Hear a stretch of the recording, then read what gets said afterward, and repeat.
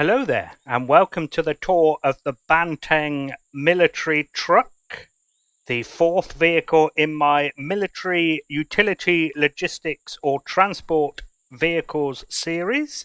My name is Wimperman, and I'm the chief designer, chief builder, chief architect, and chief dumbass behind the Banteng military truck project.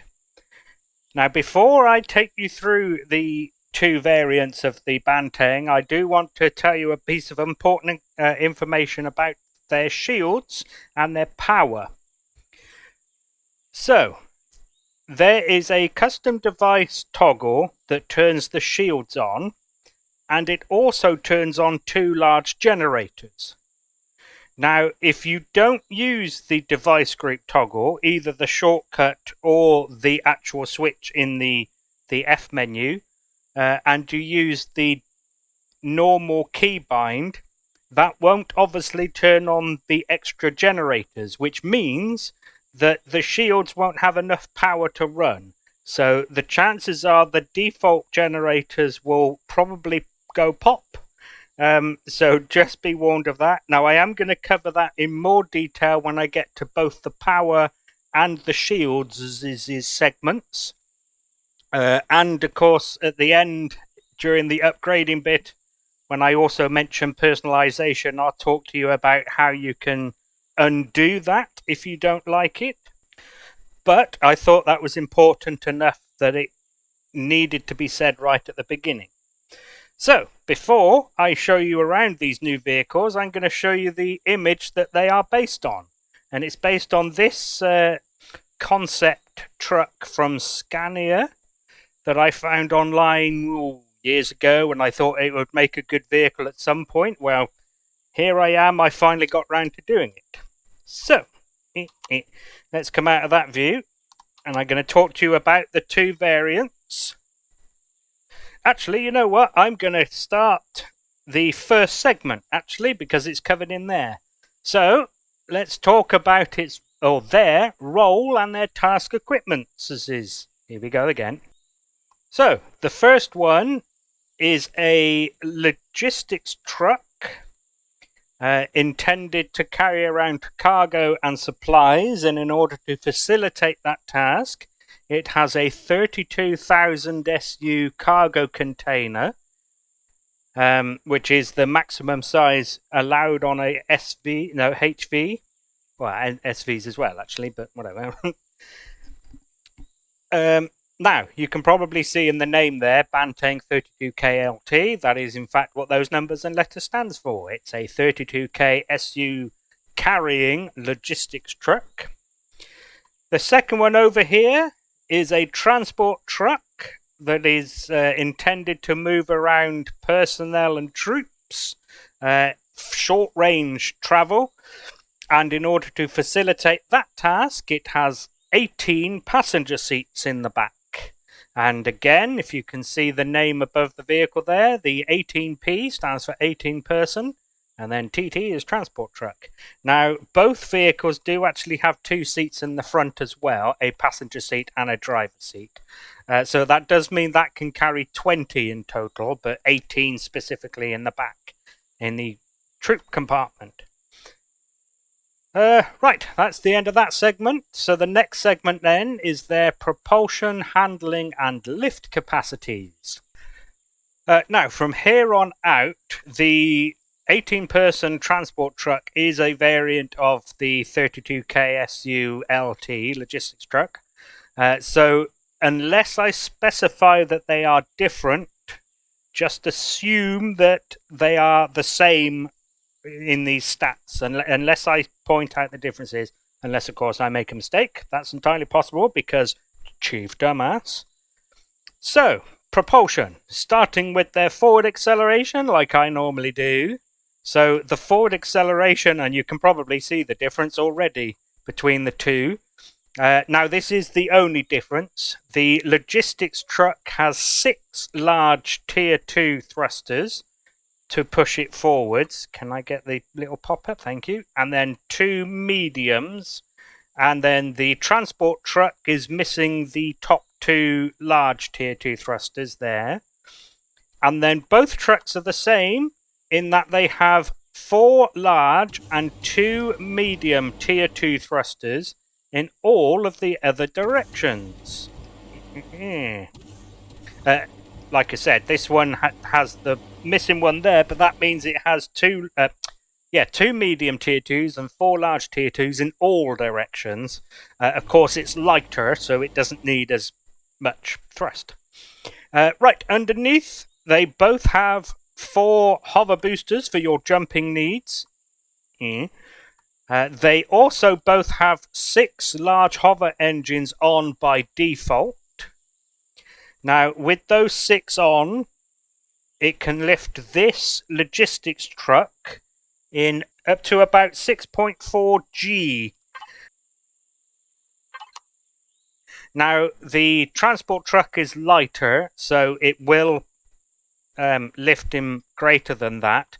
But do bear in mind that's dry weight. Oh, one thing I was a bit worried about, I suddenly dawned on me the other night. All this time, I've been filling these vehicles up and then pointing at the mass during the tour, and I wasn't actually sure if the fuel added to the mass. But when I spawned one in, it was a couple of days ago now, and looked at the weight without putting any fuel in it, the weight was the same. So luckily, when I say that's dry weight, it doesn't take into account this stuff. Unless it does in survival, in which case I wouldn't know, because at the moment I'm concentrating on building before I eventually get to use them in survival. Right, they both also have 4 more large hover engines set to max lift. Now with max lift on, they will both lift 203.9 tons in 4G. Now the logistics truck here, like I said, is the heaviest, 75.7 tons. This one over here is 66.1. So there's still quite a lot you can carry over that. So with this one, it's, I mean, I'm not going to do the exact maths, but about 125 tons-ish. And this one is obviously going to be more. It's maybe closer to 135 tons. The irony, of course, is that this doesn't need to lift that, but, you know. Right, so mobility. Now these are going to be slightly different, so I will show you them both. So starting with its maneuverability, the logistics truck will accelerate forwards at 32 meters per second squared. It'll do 23 meters per second squared acceleration in the other 3 directions.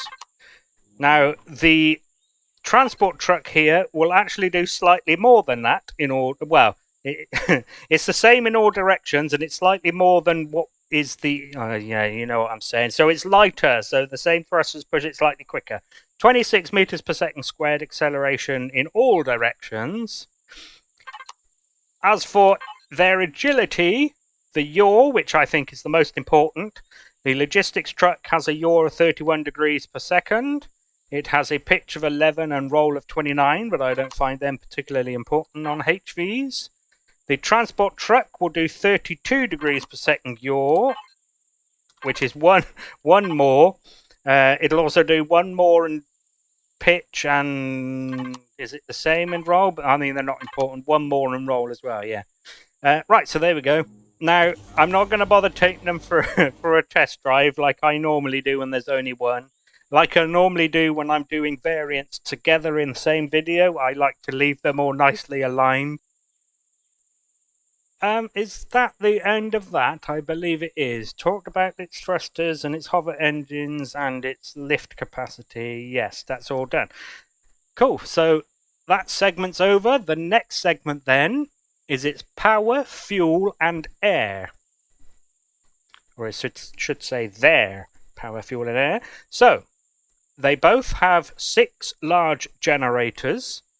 They have 2 on by default. They have 2 that are... Oh, and like always with my tours, I'll show you where these are when we get to the interior layout bit. For now, I'm just going to tell you about them. 2 on by default, 2 that are set to the shield switch. Again, as I said at the start of this, those two aren't on when you power the vehicle. They remain off, even if you use the keybind or the power switch in the control panel. No, yeah, that one. So even if you do that, it'll leave them off. So do bear in mind that if you accidentally turn the shields on, your generators might go pop. Again, I'll talk about how to undo that at the end, but for now, do bear that in mind. On top of that, the other two, because I said there were 6 in total, comes on with the propulsion, etc. switch. So when you use that switch to turn on all of the thrusters and the default hover engines, it'll turn on generators 5 and 6 as well. Right, fuel, they have, both of them, 14 large and 2 small fuel tanks. Now, that is quite a lot, but there was some space to fit up. And I wanted these to kind of suggest that they could drive a long distance between refueling. They also have a pentaxid tank. As I've mentioned a few times now, they have shields. So, of course, they have a pentaxid tank. Now, O2, they are slightly different. The logistics truck here has 6 O2 tanks.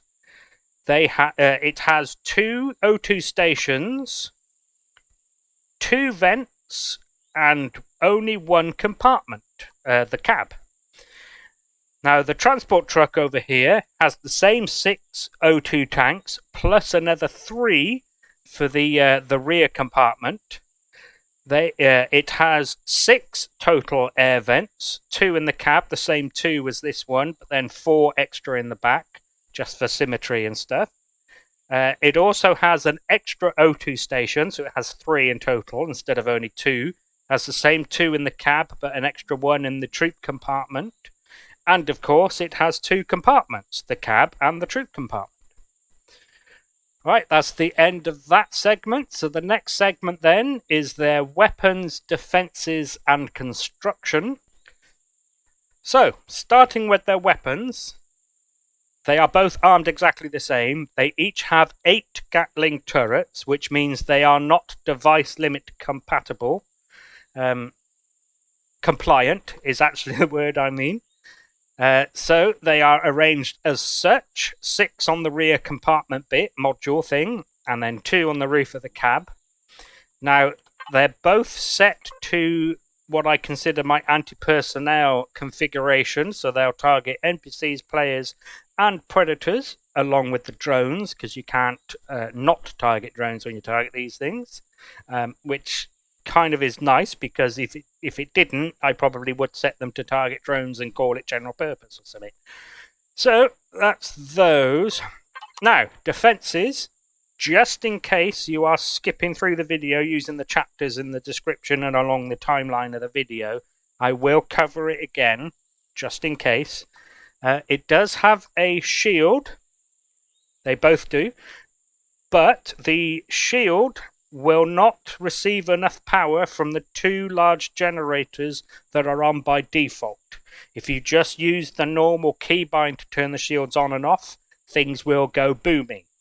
So you would need to use either the device group toggle shields or the shortcut, the keyboard shortcut for it. And that will turn on 2 more generators to help power the shields. Armor-wise, so they're both pretty much the same, other than this one is actually a block longer. Now, the stats say that it's actually a hell of a lot longer, but that's because the stats... Here we go. So, there. 14 meters in length, and then this one is 11.5. So actually, when you add that extra block on, it should be 12. But then that one adds the extra 2. Oh, yeah, so it is armoured because it's a military vehicle. Now, some of the thin panelling along the front is only hardened steel, but the blocks underneath that, so even here, is combat steel. The combat steel doesn't really go round the sides. There's a little bit here, I believe, to protect this stuff, but it's not much. In case you're wondering why I'm unsure, and I have mentioned this in other videos, it's simply iteration. As I've been building, I've changed things, moved things around, and sometimes I forget exactly where I've ended on. Now, the cab itself, the roof is entirely combat steel, just to keep you protected.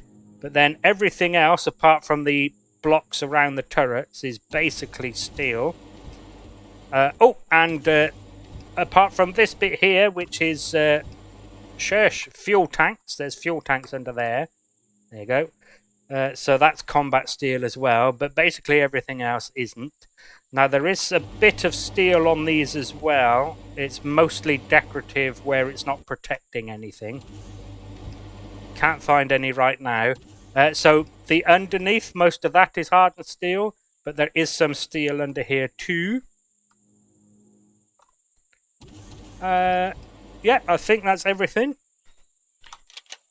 Right, so that's the end of that segment. The next segment then is their resource gathering, production, and storage. So the first two of those things are going to be quick. Resource gathering, neither of them have any. Production, neither of them have any. Yeah, no constructors on board. Now, storage, they're mostly the same, apart from, obviously, this one has the big 32K SU cargo container in the back. Now, this one does have a cargo container as well. In fact, it's some of the same extensions that are in this one. But it only totals 4,125 SU. Other than that, they are the same. They both have a 1.5 KSU ammo container. They both have 4 large cargo boxes. They both have 2 armor lockers in the cab. And they both have 2 mini fridges in the cab. Right, that's the end of that segment. So the next segment then is their interior layouts and any remaining devices. Right, so before I go in, I'll show you any of the remaining devices that are on the outside. They have plenty of docking pads, 6 in total. They're exactly the same between them. The detector roar is just there under the floor in the front. Same on both. The Wi-Fi is internal, so I'll show you that in a bit. No, I won't show you that yet. And everything else is covered in the signals bit. Right, so I'm going to show you around the cab of this one. Now, the cabs are identical between these two. So, as you can tell, that ramp, that door, and the 3 lights, 1, 2, 3, are all on a motion sensor. The other door on the other side is exactly the same. The motion sensor in question is there. Then, as we come in, the lights in here are on that motion sensor. Again, there's 3, 1 there, and 1 next to each door. Now, there is also a lever, so you can leave the lights on when you get into seats. Right, looking to the right-hand side, we have the 2, well, kind of, ventilators. We have 2 of the 4 large cargo boxes. We have all 6 of the generators. And in fact, you can tell the ones that are on by default because they're still spinning. I can't remember which way round they are. No, actually, I'll show you in the signals bit. But 2 of them are on the shield and 2 of them are on the propulsion, etc. And I'm sure you can also tell that there's the pentaxid tank and there's the Wi-Fi. Right, moving forward, these are basically the same on each side. Armor locker, O2 station with an accessible O2 tank underneath it, and the other 2 large cargo boxes, along with a mini fridge, 1 for each seat. Now, as I'm sure you can see, the core is there. Now, I wanted, if you were getting shot at from the front, I wanted the core to be one of the first things that would be targeted and destroyed to save everything more expensive behind it. Now, unless you're being shot at from the side, the generators shouldn't be shot at first. And if you're being shot at from the rear, it'll be turrets first. And actually, now that I think about it, it'll be turrets on the side that are targeted first, before the generators as well. But there you go, that's why the core is there, so that it can be shot and destroyed before everything else, especially all the expensive stuff, and whatever you're carrying. Now, normally this would lead me on to the shortcuts and signals, get my teeth in, but I'm not going to this time. Now, here is a warning you of, of the whole shield and power situation. Yeah. Anything else? So, I'm going to God mode into the middle bit here. So we've got some container extensions here. Oh yeah, ammo. There's the ammo. Same on the other one, of course. I'm sure you saw it, but I didn't mention it, and I thought I would, even though you probably saw it. So these are the extensions for that. Now behind that is blocks of hardened steel, I believe. Now I can't remember if they're... Yeah, I'm pretty sure it's this line of blocks here.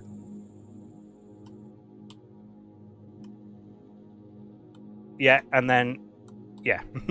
So basically the container extensions for the ammo container go through the blocks by one block. Yeah. Anyway, not that it really matters. So as you can see, the CPU extender, one of them is there. The other three are behind it, there, and the same on the other side. The 4 O2 tanks are in here, along with some of the internal fuel, and of course the shield generator. And then the other side of those is the container extensions for the main cargo container. Right, good, cool. Let's come out of there. Now I'll show you around the back where the controller is accessed. As you can probably tell, so there are two shutters there to help protect that controller, and the shutters and these two lights are on that motion sensor there. Nothing else really to show you. Why are they still on?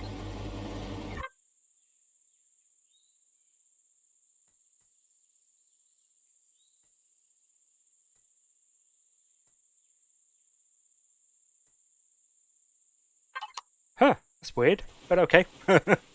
Right, so the transport truck then. So the rear is almost exactly the same, except it has a door in the middle instead of just a small shutter. In case you've seen the Wildebeest logistics truck, by the way, I had a 3x3 shutter door that I just couldn't fit on this one because of the block shapage, so I went with that. And as I pointed out earlier, I thought I found some missing textures, but no. This is actually one block longer than the other one. Sheesh. Right. Ramp. The two lights are on that motion sensor, same as the other truck. The door is manual. No, it's not. It was nearly manual, and then I did actually install a motion sensor. It's there. I wasn't going to, and then I did, and that's why I got mixed up. Right, so here we are. Nothing too special in here. 18 seats. The 4 O2 ventilators. The lights again are on the motion sensor, and they have a lever so that you can leave them on when you get into a seat, for example. O2 station at the front for the people in here, and the container controller for this smaller container. Now, it doesn't have anything like, other than the O2 station, it doesn't have anything else like cargo boxes or fridges or armor lockers for any of the personnel or troops in the back, because it's not really the kind of vehicle that needs them. This is the kind of vehicle where you would pick up a whole bunch of people that have just gotten off a plane, for example, or between two bases where the route between them is safe, that kind of thing. Not, long distance, dropping them off onto a active battlefield kind of thing. Although, I mean, they're fairly well armoured.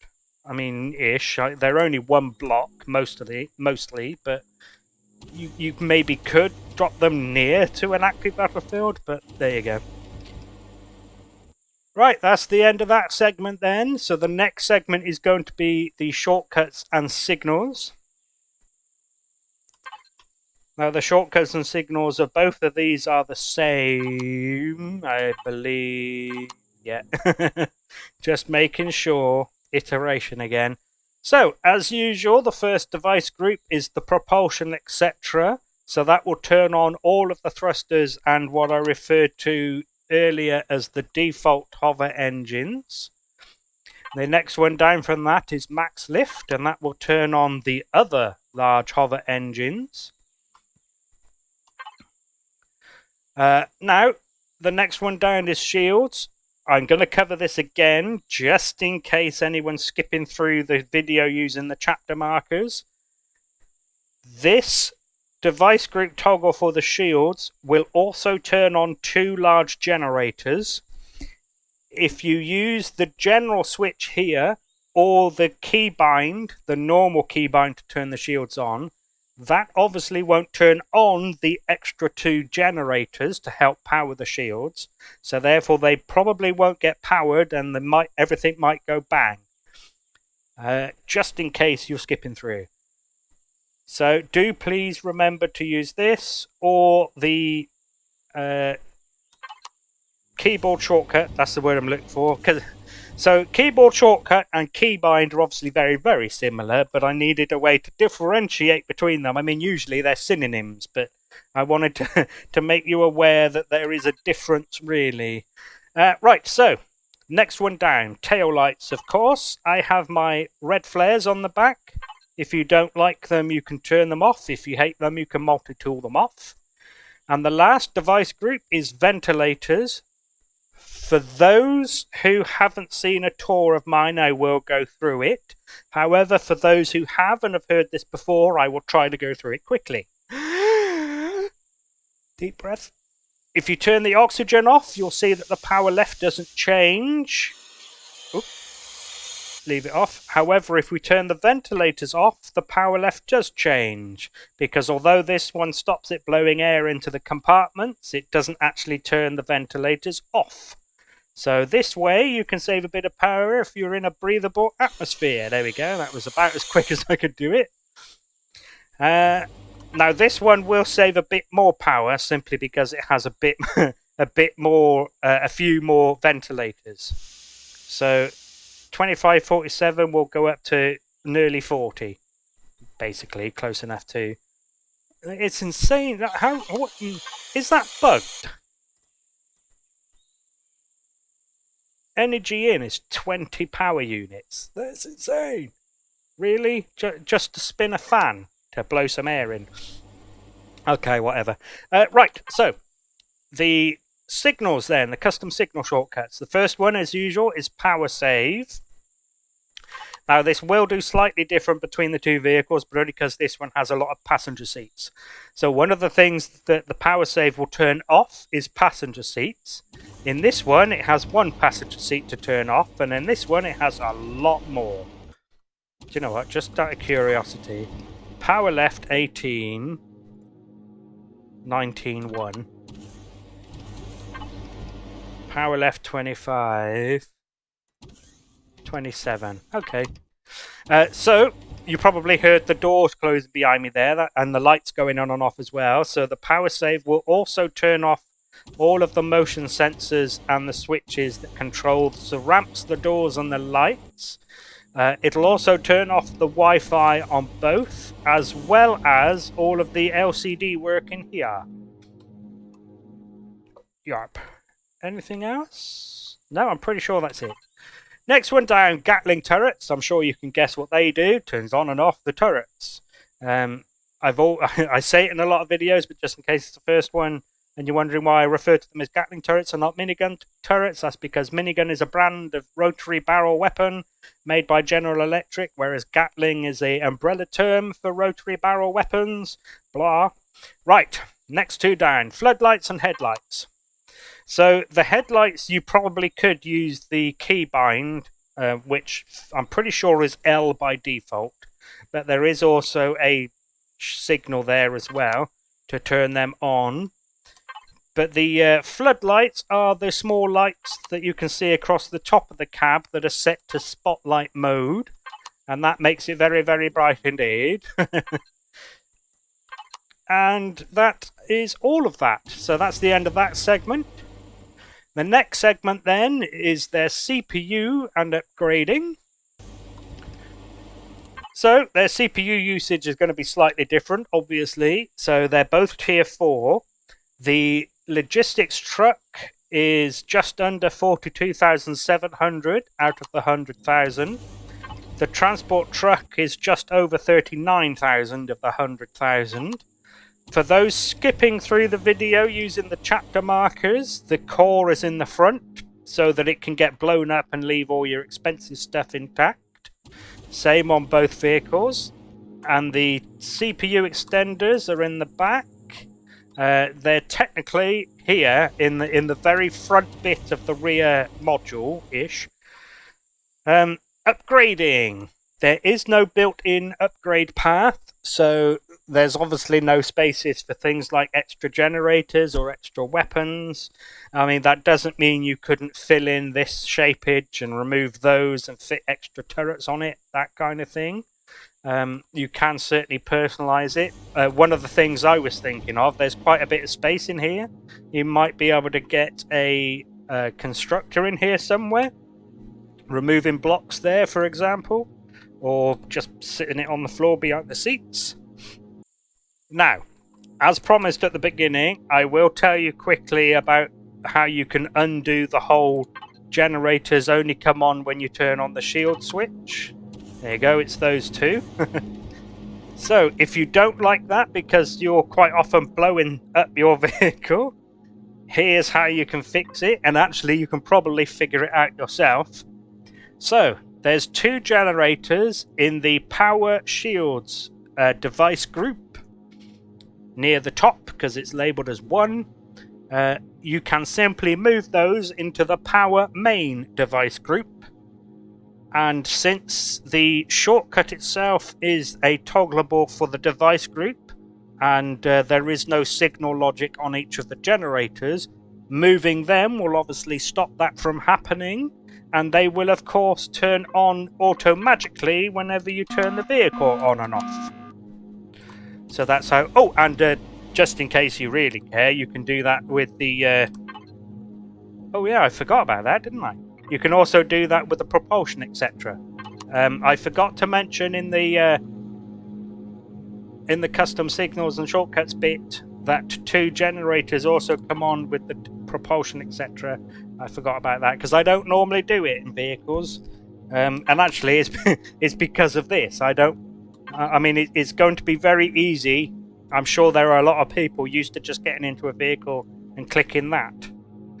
Of course, they won't be able to go anywhere because the hover engines don't come on, which is why, by the way, I put thrusters and hover engines on the same switch. There we go. Right. One more thing to show you before I let you go, and that is, of course, it's 4 primary colours in the colour palette. So I've included these colours in the colour palette so you can switch between them. It obviously comes in the desert sand colour, but it also comes with a military green or an arctic white or a dark grey. And there we go. Now I'm sure it goes without saying, but you can change these colours. Now, I have on occasion sat here and talked about which colours have been used in the build, because some of them haven't. For example, these haven't been used, and I would normally go through that. But if you need more colours because you're personalising it in some way, obviously you can change the colour and see what changes on the vehicle. I will point out that that lime green colour there is only used in one place, and that's there above the core. And that's because that gives those illuminated bits of the texture a similar glow to the core. That's why that's there, but that's its only place it's used. So if you need an extra colour, you can use that one. Right, now, there is one more... Oh, for Pete's sake. There is one more thing to do before I let you go. And as I have done in other videos, I will publish them on camera. I don't know why I like doing it. Like I've said before, it makes it seem like you're part of the process, kind of loosely. Oh, I went too far. Here they are. So, let's publish the logistics truck first.